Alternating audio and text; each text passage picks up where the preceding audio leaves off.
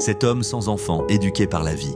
Chris n'a jamais connu la tendresse d'un père, ni les repères d'une famille stable. Il a grandi dans le silence des absents, dans l'ombre des promesses non tenues. Il s'est endurci, pensant que ressentir, c'était souffrir. Alors, quand Lily, sa petite sœur, lui tend ce test de grossesse, ses mots dépassent la peur. « Occupe-toi-en ou fais tes valises ». Elle le regarde, le cœur brisé, comme si elle découvrait un inconnu. Mais Chris voit son regard se fissurer. Il voit la petite fille qu'il protégeait autrefois se replier sur elle-même. Et soudain, il comprend. Ce n'est pas une erreur, c'est une vie, une occasion de faire mieux que ce qu'on lui a transmis. Il affronte Dave, le compagnon lâche. Il ne crie pas. Il parle avec ce calme grave de ceux qui n'ont plus peur.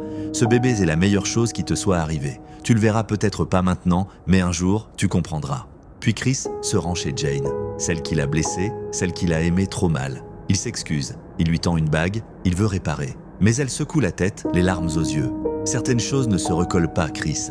Il reste seul mais pas brisé. Lily l'enlace. « Tu m'as protégé ? Maintenant, protège-toi. Tu mérites d'être heureux. » Et pour la première fois, Chris y croit. Abonnez-vous pour découvrir la suite de ces histoires vraies, humaines, bouleversantes.